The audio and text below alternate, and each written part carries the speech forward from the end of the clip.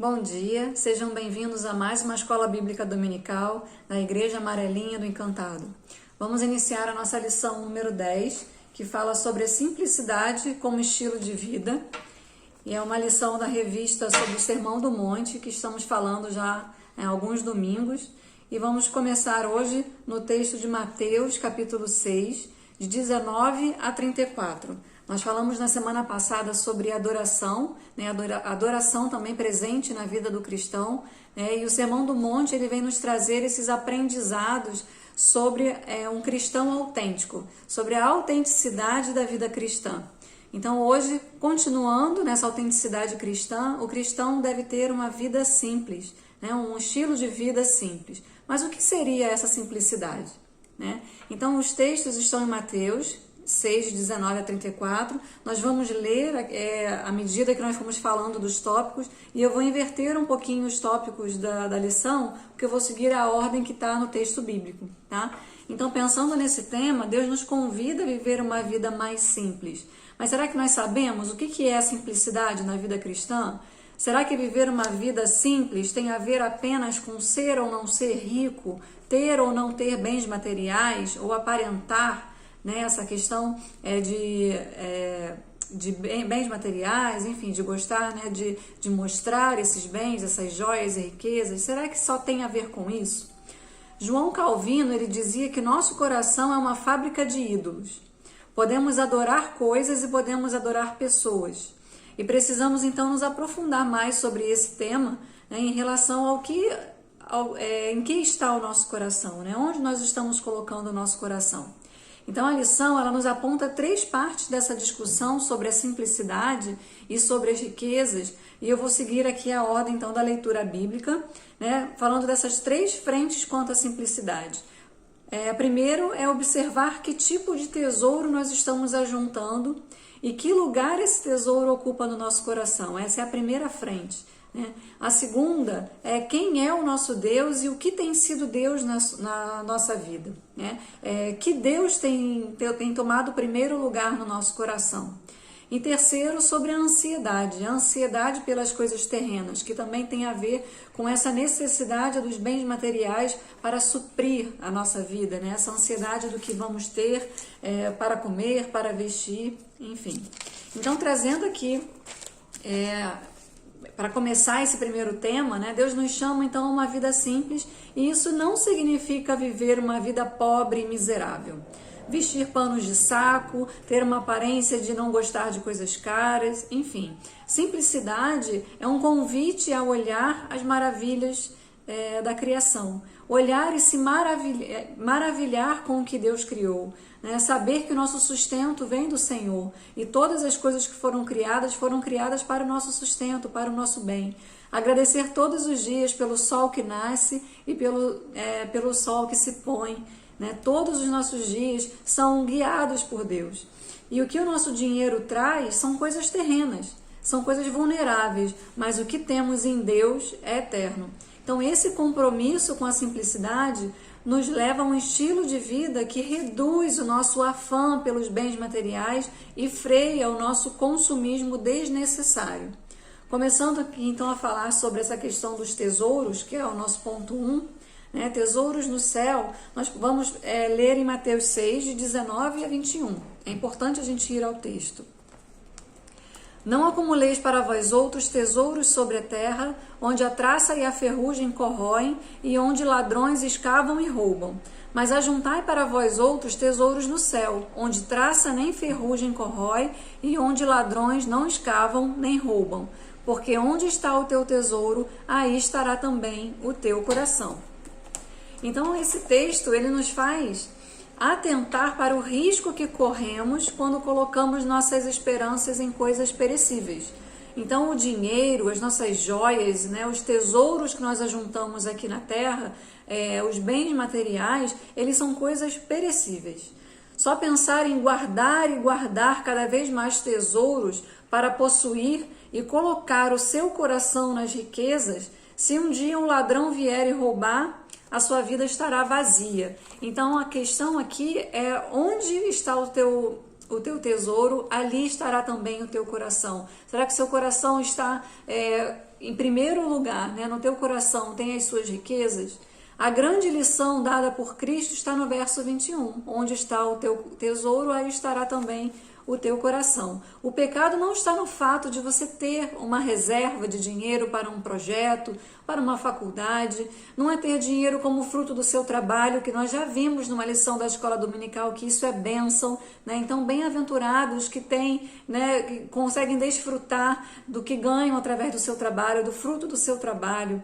Mas a gente deve, na verdade, não ter o dinheiro, né, como nosso tesouro único e como o dono do nosso coração, né? Então o pecado não está no fato da gente ter uma reserva, enfim, ter esse dinheiro como fruto do nosso trabalho, mas é depositar a sua confiança nos seus bens. O coração de muitos está na sua carteira, no seu cofre, na sua carreira, nas suas casas, nas suas joias, no carro que conseguiu comprar. Enfim, todas essas coisas podem ser objeto de idolatria, e isso é que é condenável pelo Senhor. Assim, Jesus nos exorta que essas coisas passam e perdem o seu valor com o tempo, porém os bens espirituais nunca perecem. Então aqui como ponto 2 a gente chega na questão de quem é o seu Deus, né? Quem é que está ocupando lugar no seu coração. E aí nós vamos para Mateus 6, dos versículos 22 a 24. São os olhos a lâmpada do corpo, se os teus olhos forem bons, todo o teu corpo será luminoso. Se, porém, os teus olhos forem maus, todo o teu corpo estará em trevas. Portanto, caso a luz que em ti há sejam trevas, que grandes trevas serão. Ninguém pode servir a dois senhores, porque ou há de aborrecer-se de um e amar ao outro, ou se devotará a um e desprezará ao outro. Não podeis servir a Deus e às riquezas. Então, olha o perigo dos nossos olhos serem maus, né? Para onde nós estamos olhando? Se nós desejarmos o tempo todo possuir riquezas, né, com futilidades, querer levar uma vida apenas por conta das nossas riquezas e não olharmos para as riquezas espirituais, os nossos olhos serão maus e todo o nosso corpo será mau. Então o Senhor coloca aqui do perigo, né, dos dois senhores. Quem é o seu Deus? É impossível servirmos a dois senhores. Aqui fica claro o que Jesus condena. O Senhor de uma pessoa é aquilo que enche o seu coração, né? Obter bens materiais não pode ser a prioridade no seu coração, pois nos tornamos escravos dessas coisas. Ora, se somos escravos de ter cada vez mais, se somos escravos do dinheiro, o dinheiro vira nosso Senhor. E aí aqui está o problema, nós não podemos servir a dois senhores. Então o problema, mais uma vez nós dizemos aqui, não é você usufruir do dinheiro do seu trabalho, do fruto do seu trabalho, usufruir das coisas, né, que você ganha através do seu trabalho, colocar na sua família, enfim, né, prover o seu sustento, mas o problema é de você achar, você confiar que o seu sustento, que a sua garantia está nos tesouros que você conseguiu, né? Está em ser escravo do dinheiro. Sabe aquelas pessoas que cada vez querem mais? As pessoas que são escravas do dinheiro nunca estão satisfeitas com o salário que ganha, nunca estão satisfeitos com o dinheiro que conseguiu, com os bens materiais que adquiriram. Eles sempre vão querer mais, porque eles são escravos, né, daquilo que adquirem, são escravos do dinheiro. E isso o Senhor condena, porque o dono do nosso coração deve ser o nosso Deus. Pastor Richard Foster dizia que a cultura contemporânea é atormentada pela paixão de possuir. Está sempre presente a ideia de que uma boa vida é encontrada no acúmulo de bens materiais.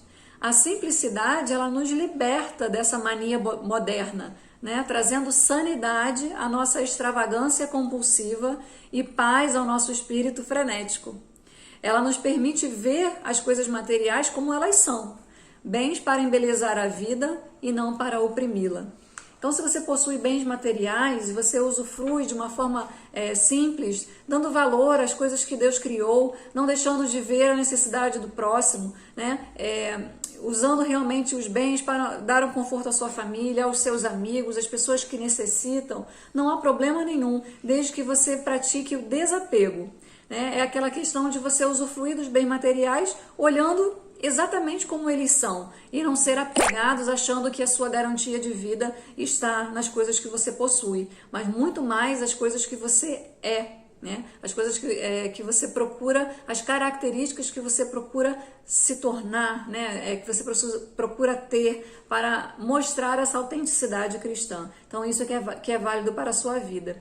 E o último tópico aqui da revista fala sobre ansiedade, né? Então vamos mais uma vez ao texto, não vamos ler ele todo, porque a gente vai ter aí a EBD online, né, para falar de todos esses textos, mas vamos ver Mateus 6, 25, e eu vou ler alguns textos aqui até o 34, mas a gente vai ler só alguns. Por isso vos digo, não andeis ansiosos pela vossa vida, quanto ao que haveis de comer ou beber, nem pelo vosso corpo, quanto ao que haveis de vestir. Não é a vida mais do que o alimento e o corpo mais do que as vestes? Então ele vem aqui, ele continua falando, observe as aves dos céus, os lírios do campo, né? Eles não trabalham nem fiam, eu contudo vos afirmo que nem Salomão em toda a sua glória se vestiu como qualquer deles. E aí lá no 33 ele coloca, buscai, pois, em primeiro lugar o seu reino e a sua justiça, e todas essas coisas vos serão acrescentadas. Portanto, não vos inquieteis com o dia de amanhã, pois o amanhã trará os seus cuidados. Basta cada dia o seu próprio mal. Então é tão bonito quando a gente vê aqui que o Senhor cuida de nós. E ele cita Salomão. Salomão teve muitas riquezas, né? Ele pediu sabedoria e o Senhor providenciou para Salomão, né, uma vida próspera, com muitas riquezas. Então, o Senhor aqui não condena o fato de você possuir bens materiais, mas de sim de dar prioridade ao Senhor, pedir sabedoria a Deus, pedir o seu sustento ao Senhor. E aí, falando da ansiedade, quando Deus não é o centro da nossa vida, o paradigma da nossa história, quando deixamos de confiar plenamente nele, em seu sustento e em sua provisão, vivemos momentos de insegurança, pois depositamos nossa esperança e expectativa em coisas ou pessoas que não são capazes de nos corresponder firmemente. Isso está aqui no ponto 3.1 da revista, né? Então, se Deus é para você quem Ele diz ser, você precisa confiar no pleno cuidado dEle. Talvez você possa estar se perguntando, então Jesus diz que não precisamos trabalhar, ou nos esforçar, ou sermos previdentes quanto ao futuro? Não é isso, né? Jesus aqui não proíbe trabalhar e nem desestimula a cautela quanto ao futuro, você ter algum investimento, você ter alguma reserva. O que Jesus condena é a ansiedade. Não andeis ansiosos. A ansiedade nos faz esquecer a bondade e o cuidado divino. E a ansiedade nos faz viver por vista e não por fé. E aí, quanto ao versículo 33, né, nós vimos aqui de colocar Deus em primeiro lugar, né? Deus precisa ser buscado e suas bênçãos nos seguirão. Lembremos-nos do que o salmista Davi disse na conclusão do Salmo 23. Bondade e misericórdia certamente me seguirão todos os dias da minha vida. Então, terminando aqui mais uma vez, buscai, pois, em primeiro lugar o seu reino e a sua justiça, e todas essas coisas vos serão acrescentadas. Então, não devemos andar ansiosos, né, pelo que comer, pelo que vestir, porque Deus nos dará o sustento de cada dia, nos trará o pão de cada dia, né? Então nós aprendemos nessa lição algumas marcas de uma vida simples, depender do cuidado de Deus, tendo Deus em primeiro lugar nas nossas vidas, tendo um relacionamento correto com os bens materiais, colocando eles nos lugares que eles devem ficar, né? E dizendo não à idolatria das coisas e pessoas, né? Porque não podemos servir a dois senhores, né? Onde está o teu tesouro, né? Ali estará o teu coração. Então que nós tenhamos tesouros espirituais, né? Tesouros da palavra de Deus, tesouros da nossa vida espiritual e não tesouros materiais que são corruptíveis. Que Deus nos abençoe nesse dia.